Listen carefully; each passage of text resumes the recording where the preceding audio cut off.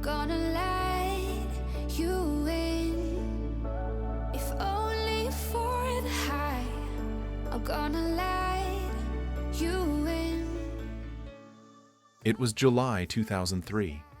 The young man was Justin, a young politician and son of the famous former Canadian Prime Minister Pierre Trudeau. The girl's name was Sophie Grégoire, and as a television journalist and model, she was probably even more recognizable than the charming Justin. But be that as it may, altruism brought them together that evening. After the party, enchanted by the beauty of the evening and the courtesy of her companion, Sophie wrote him an email suggesting they meet again. But Justin Trudeau did not reply. Sophie knew very well who Justin was. And not because of political news reports, since they had met as teenagers. It happened in the first months after Pierre Trudeau's resignation, when the legendary politician's family had to leave Ottawa and settle in Montreal. From then on, the father of Canada became simply the dad of his 4 children. Sophie attended the same school as the Prime Minister's sons and shared a desk with Justin's younger brother Michel. Despite the fact that she herself came from a completely ordinary family, the girl was also familiar with the parents of her future fiancé. "They had such a cool pool," Sophie said many years later, "and there were ropes and rungs, so we were always playing Tarzan." There was a 4-year gap between her and Justin, so of course they hardly spoke to each other. But there was still teenage curiosity and mutual attraction. It was then, in one of the closets, as Grégoire later recalled, that she and Justin kissed for the first time. However, the childish foolishness remained locked in a dark closet. Very soon they grew up, and it seemed that they themselves had already forgotten what each other's names were. She was slowly but surely building a career in journalism, and he was walking a fast, albeit ornate path to politics. No one was surprised. At one time, President Nixon predicted the political career of a baby Justin. Now it seemed Trudeau himself, having previously tried himself either as a teacher or as a sports instructor, finally believed in the karma of family destiny. At his father's funeral in October 2000, he delivered a speech akin to the nomination that was dubbed the first dynastic manifesto of the Trudeau clan on the same day. And it really was a turning point. Since then, Justin has appeared on TV screens as often as Sophie appeared on Quebec television. In short, by 2003, when they saw each other again at a charity ball, they were both stars. "We laughed, joked, and felt a strong chemistry," Justin said. "And that's when I realized that this was the girl I had to take seriously." And yet, the classic fairy tale came to an abrupt end. As soon as Justin sobered up from the romantic haze of that evening, he realized that no, he wasn't ready. Sophie's email remained unanswered. "I got that email," Trudeau later admitted, "and I didn't respond. But I didn't delete it either, just thinking that I wouldn't get involved with something I didn't want."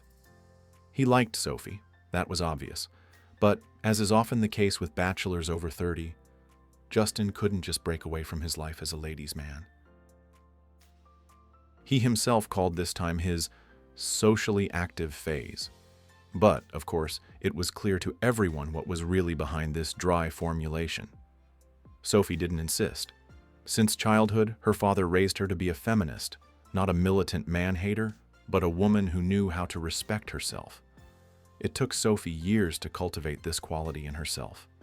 At the age of 20, she became seriously ill with bulimia nervosa, a disease that was indecent and shameful to admit at the time, and from which Princess Diana suffered for a long time. But the girl found the strength to seek help and treatment, and since then, she has never turned a blind eye to the problems of others, whether they are girls with similar problems, children with congenital diseases, or oppressed refugees. Some people live, oh no, no, no, no, but not quite. And I know that good will prevail. Later, she would talk about her bulimia as a blessing that taught her to love herself and love all of humanity. And that's exactly what being a feminist meant to her. She was already a self-sufficient person. It wasn't like her to impose, but if fate taught Sophie to love herself, Then she had to work longer with Justin to teach him to give himself to real feelings irrevocably and with his head. A couple of weeks after that ball, they run into each other again by accident. But Sophie won't stand on ceremony this time. She will pass by, honoring the handsome Justin with just a distant greeting. For the Trudeau heartthrob, it was a real break in the pattern. Logic did not suggest any acceptable explanation, but he could not let the recalcitrant journalist go again. "Wait!" the country's most famous bachelor shouted after her. "I want to call you. Let's meet and have dinner." Sophie's face fell, but the woman did not lose her composure. "If you haven't deleted my email, then you should have my number," she replied shortly, and walked on arm with her friend, leaving a discouraged Justin in the middle of the street. That evening, Sophie received a letter from Trudeau inviting her to dinner. They had their first date over dinner at an Afghan restaurant. Sophie had initially insisted that she would not go anywhere he had previously taken other women. However, her principled stance and persistence had nothing to do with how she behaved during the date. Very soon, her skepticism about Justin's bragging evaporated, and Sophie relaxed, apparently deciding to give the curly-haired romantic a chance. Dinner smoothly transitioned into a karaoke bar, where, intoxicated either by excitement or love, the politician sang songs by Elton John and the Beatles to the journalist, and she, between fits of laughter, called him a jerk. It was one of those first dates when a man can't find any alpha reserves in himself to control the situation. Justin was enchanted by Sophie, and therefore none of his bachelor tricks for taming ladies worked anymore. All that was left was to improvise.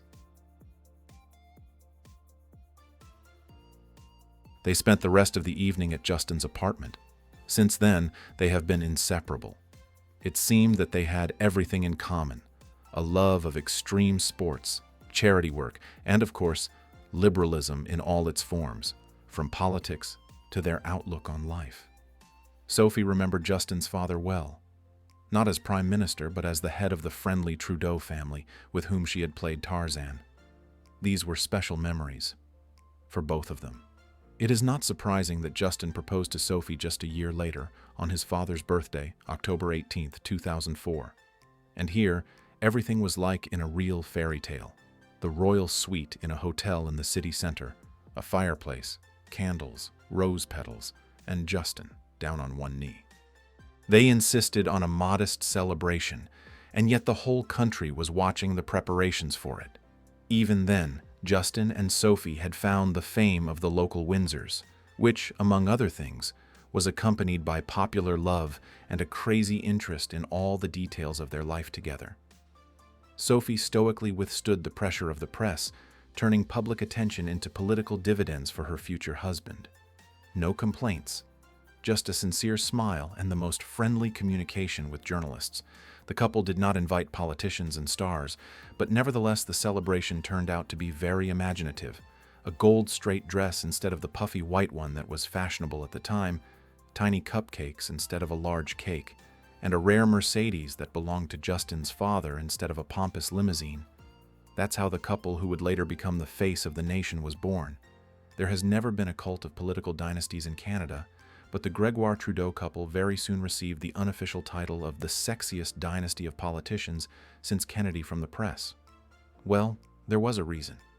While charming Justin was building a career in the Liberal Party of Canada, his charming wife continued to host entertainment programs, had children, and appeared on the covers of glossy magazines. Together, they were honored guests at any social or charity event, bringing their popularity to the point where no average Canadian could remember a single politician other than Trudeau. Interestingly, during the first years of their marriage, Sophie and Justin were forced to live in two different cities. Sophie worked and raised their children in Montreal, while her husband had to spend days on end in the capital. Justin's mother repeatedly tried to teach her daughter-in-law the art of living with a politician. Margaret Sinclair herself couldn't take it and left Pierre Trudeau when Justin was only 6. But Sophie seemed to have no need for her mother-in-law's wisdom. She never felt uncomfortable in her husband's shadow, and, as she later admitted in an interview, she was not afraid of loneliness. Sophie was always there for Justin when he needed her, without fear of being second best. She was probably reassured by her husband's behavior, as he never tired of publicly declaring his love for her and never let go of her hand. In the eyes of ordinary Canadians, they were a special couple, young, energetic, and open to everything new. It is not surprising that Justin soon became the leader of the Liberal Party, and in 2015 he moved with his entire family into his first home, the Premier's residence at 24 Sussex Drive, where he had spent virtually his entire childhood.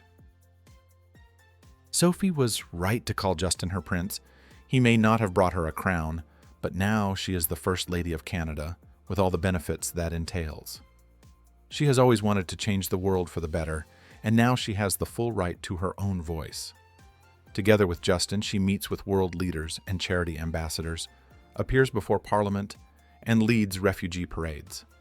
But there are also more down-to-earth perks, for example, diplomatic immunity, VIP seats at all premieres, and the services of respected stylist Jessica Marloney, who, by the way, even dresses Prince Harry's fiancée, Meghan Markle. And all thanks to that crazy but very romantic guy who brazenly ignored her letter for fear of falling in love and losing his head. Because of his fear of attachment, he was afraid to start a relationship with her, but it was her hand he held during all his victories.